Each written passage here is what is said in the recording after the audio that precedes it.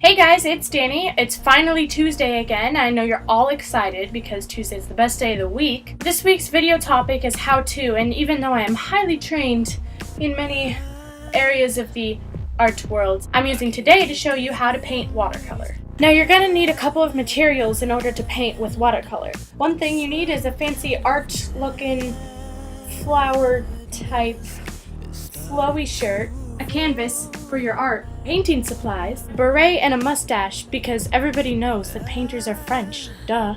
I'm also wearing a painter's smock because, I don't want to get my hippie shirt dirty. I'm going to be using this book today as my guidelines for a picture called Watercolor in Motion. First it says sketch and apply water. So I'm guessing, yeah. Okay, so first I'm gonna sketch the pear and then put water all over it. Start with the stem. Okay, so this now looks exactly like this picture right there. Now I have to apply water to my painting.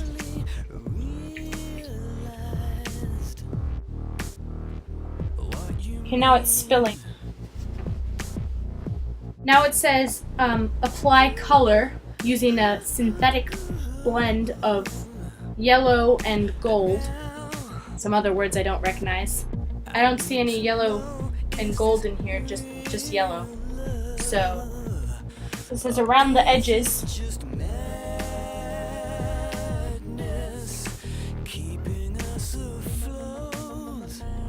Can you see that? Next step is apply permanent crimson. Yeah, don't have any of that, so I'll just use red. It says in a sweeping motion. So step 4 is to soften the edges. Okay, so bring out its natural blend. I got some fabric softener. Pretty sure it'll work on paper. Paper's a fabric.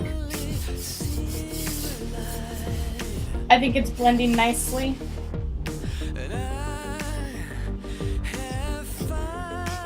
Now I have to fill in the rest of the pear, so I'm going to use a little more yellow.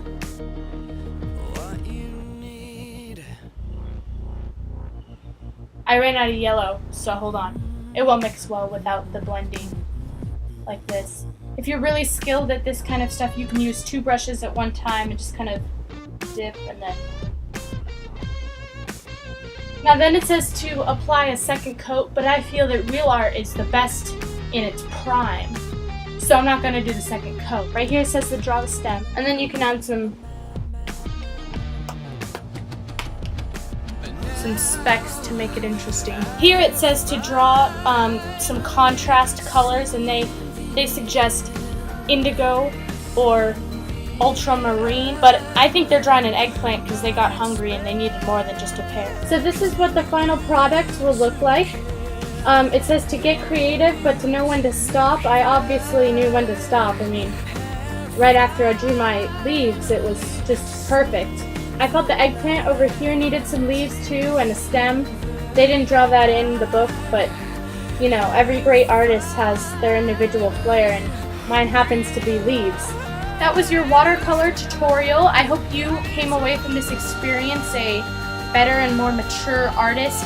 Obviously I have great talent. After you're done with all your watercolor and such, you have to make sure to remove all excess artist wear, like the beret and shirt. You don't want the paparazzi coming in and invading your personal life after they recognize that you're that artist who drew the pear. If you have any questions or comments or ideas for our next videos, please feel free to leave them down in the comments section. That's why they have a comment section.